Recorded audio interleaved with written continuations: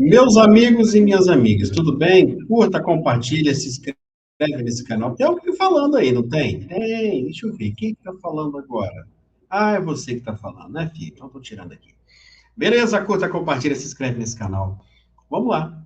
Quer saber do que o Moraes vai fazer daqui um mês, 2 meses? O Supremo Tribunal Federal? Tem que assistir a Globo. Estão obrigando agora a gente, obrigando, né? Assistir a Globo para saber aquilo que o Supremo vai fazer. Eu recebi um vídeo aqui agora que Camarote, é, o Camarote, repórter, apresentador, sei lá que diabos que ele é, lá da Globo, ele disse que conversou com os ministros do Supremo. É uma aberração, é uma das maiores que eu já vi. Acabei de conversar com os ministros do Supremo Tribunal Federal e eles já me adiantaram. Aonde que juiz, ele adianta alguma coisa, cara? Juiz não adianta nada. Nada. Juiz não pode dizer, entra com esse processo aí que eu vou te dar causa-ganha. Não existe causa-ganha. Advogado que fala que tem causa-ganha é mentiroso. Vocês gostam de falar, né? Essa causa é ganha, mas não é. Eu já entrei com causa sabendo, tendo certeza praticamente que eu ia perder, ganhei. Achando que eu ia ganhar, perdi. Cabeça de juiz ninguém entende. Agora, esses ministros do Supremo, eles estão assim, ó. A Globo está aqui, eles estão conversando com os caras ao vivo. Uma aberração. Mas fazer o quê? Eles adiantam para a gente aquilo que vai acontecer amanhã. Fazer o quê? Né? Aí eu recebi um vídeo aqui agora sobre o julgamento do Bolsonaro, que o Bolsonaro protocolou agora. O afastamento do Moraes. E os ministros vão julgar no dia 6. Do dia 6 ao dia 13. Ó a data. De dezembro, né?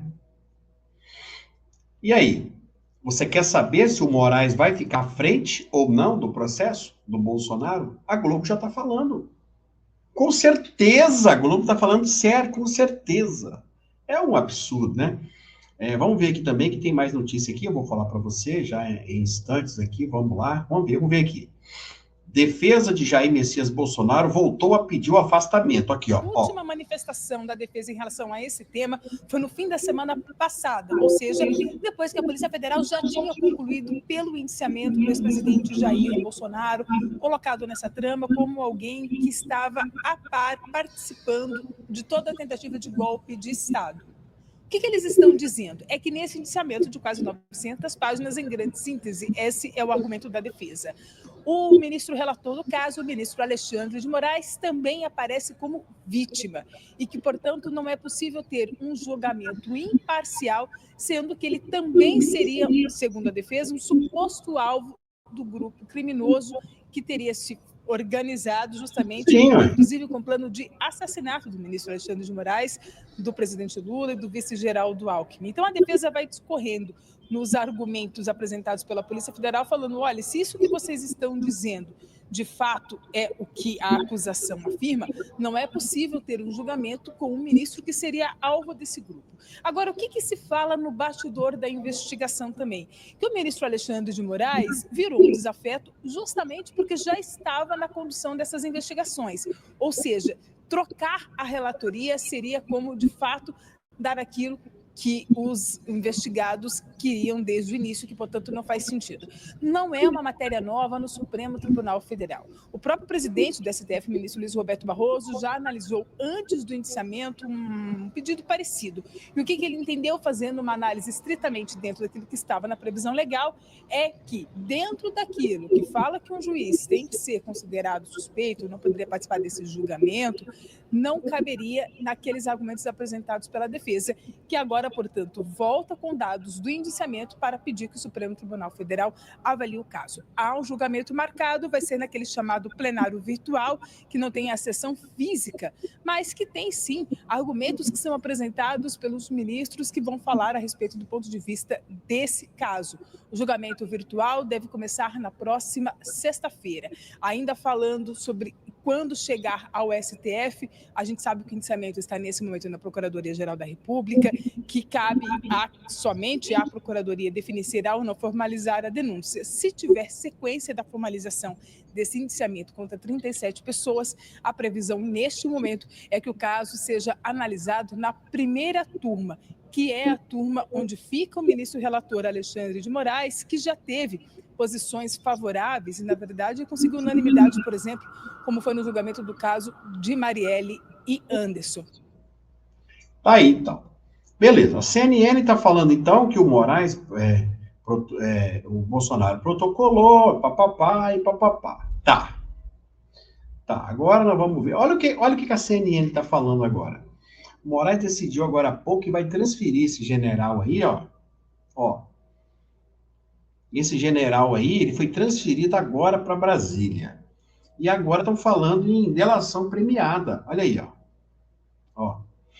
Dá uma olhada nisso aí. Ó. General preso avalia delação que pode atingir Bolsonaro, diz investigadores. Aí, ó. Tá bom. É difícil, né, pessoal? Ó. Aqui, ó. Espera aí que eu vou soltar uma pancada daqui a pouco para você, hein? Olha isso aqui. Ó. Olha a transferência do general aí, ó. Ainda a respeito dos desdobramentos do indiciamento contra 37 suspeitos de participação numa tentativa de golpe de Estado com assassinato de autoridades públicas.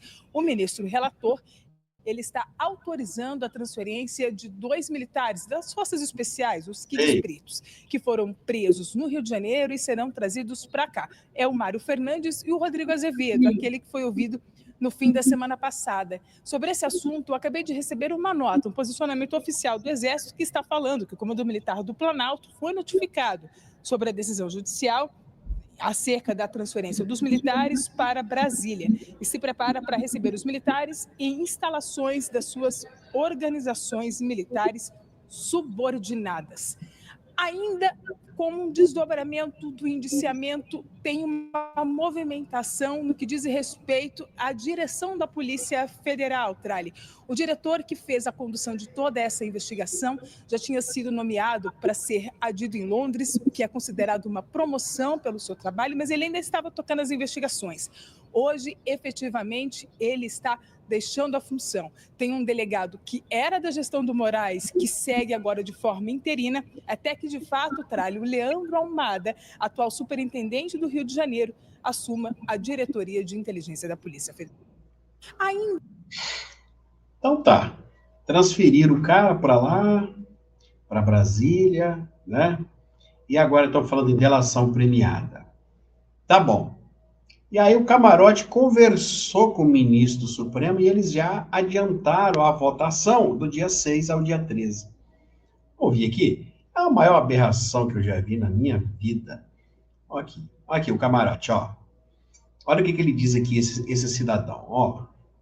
Conversei com o ministro da Suprema Corte e tem chance zero desse caso sair da alçada do ministro Alexandre de Moraes, diz Camarote, sobre pedido de defesa de Bolsonaro para tirar ele de lá, né? Tirar o Xandão de lá. Então vamos ouvir o que o Camarote vai dizer? Vamos? Tá aí, ó. Eu conversei com ministros da Suprema Corte ao longo do dia de hoje. Sim. E tem chance zero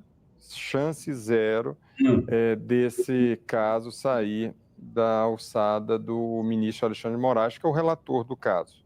Ele está acompanhando desde o início. Qual é a avaliação que ministros fazem da Suprema Corte? Justamente o objetivo é fazer uma espécie de intimidação. E durante todo o período, quando fica claro que o Alexandre de Moraes está investigando, quando fica claro que o Alexandre de Moraes era o presidente do Tribunal Superior Eleitoral, todo o objetivo do ex-presidente Bolsonaro e desse entorno era de causar constrangimento para o ministro Alexandre de Moraes. O objetivo era esse, muitas vezes até intimidar mesmo. É verdade que tem ministros que ficam intimidados, juízes que ficam intimidados quando estão julgando, por exemplo, casos de máfia, e o objetivo é esse mesmo, a máfia começa a causar constrangimentos e avançam máfia, grupos golpistas e tudo, eles acabam avançando justamente em quem está julgando para tentar criar uma suspeição ou para criar uma intimidação, para que haja medo e que esse determinado juiz acabe saindo. Não vejo, e aí conversando também com ministros do Supremo Tribunal Federal, qualquer medo do ministro Alexandre de Moraes em relação a esse caso, mesmo com todas as questões de intimidação. Também não vejo disposição de cair nesse tipo de armadilha, nem ele, nem os ministros da Suprema Corte, e olha, você faz algo direcionado para atacar um ministro da Corte, porque esse ministro está investigando e depois ele é considerado suspeito. Então, é lógico que eu vejo assim, é um movimento muito mais político da defesa do que jurídico. Fica muito claro que esse objetivo é criar uma espécie de constrangimento, um discurso, uma vitimização. O ministro Alexandre de Moraes, que foi... O ministro foi alvo de investigação, alvo de monitoramento, tinha plano para assassiná-lo, e aí, depois de tudo isso, ainda querem tirar o ministro da investigação, ou seja, fazem isso direcionado justamente porque era aquele ministro que estava tocando o caso e agora querem levantar a suspeição, ou seja, não tem pé nem cabeça. Aliás, o alvo todo, é importante a gente lembrar aqui, além de um ministro especificamente, era o Supremo Tribunal Federal. E não era de hoje, era durante a pandemia, que foi uma espécie de barreira de contenção, foi durante as eleições, tinha todo um movimento de desafiar o judiciário brasileiro, e aí especialmente o Supremo Tribunal Federal e também o Tribunal Superior Eleitoral. Então, isso está tudo dentro de um contexto. Um bastidor importante, Trali. Fiquei sabendo agora de investigadores que o ministro Alexandre de Moraes não foi o único monitorado. Em um determinado momento, no contexto daquela primeira minuta golpista, as conversas e mensagens, inclusive do general Mário Fernandes, apontam que o ministro Gilmar Mendes, decano da Suprema Corte do país, também foi monitorado. É importante lembrar que naquele contexto da primeira minuta, além de Alexandre de Moraes, Gilmar Mendes, também se pedia prisão de Gilmar Mendes nesse contexto, a minuta que não foi para frente, lógico, e também do presidente do Congresso Nacional, o senador Rodrigo Pacheco. Então... Tá aí, meus queridos.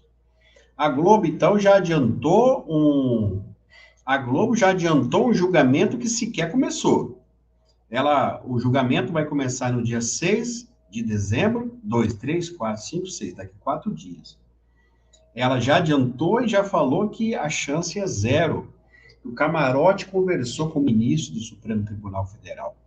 E ele deixou bem claro aqui aquilo que eu já tinha falado para vocês. Os ministros do Supremo se borram de medo para julgar esses casos. O único homem que tem coragem para poder dar essas decisões malucas aí chama-se Moraes. Ele tem coragem para fazer isso, não sei como, da onde ele tira isso, mas ele é o único. Aqueles que estão lá, nenhum deles tem coragem para dar essas decisões. Ou seja, se tirasse hoje o ministro Alexandre de Moraes, se ele fosse impeachmentado, se o Moraes fosse impeachmentado, tem certeza que as decisões do Supremo Tribunal Federal seriam todas, 100% diferentes, mais mornas. Essas decisões acaloradas aí, quem dá elas são o ministro Alexandre de Moraes, e vai pagar caro por isso. O futuro do ministro Alexandre de Moraes, ele será impeachmentado, e pode ser até preso futuramente, tá? Que a pessoa vai se enrolando, uma hora, meu amigo, você já morou na roça? Você já colocou cica de jaca no puleiro, assim, ó? Hein? Quem é aí para pegar passarinho? Hein? Não faça isso, hein? Colocar cica de jaca, o passarinho pisa, pô. Aí ele começa, bate a asa, agarra a asa. Bate a outra asa, agarra a asa. Ele bate o pescoço, fica tudo agarrado ali, né? É assim. O Moraes, talvez, ele tá fazendo isso, né? Manda prender um, manda prender o outro, e vai se agarrando. Uma hora o bicho pega. Curta, compartilha, se inscreve no canal. Beijo pra você.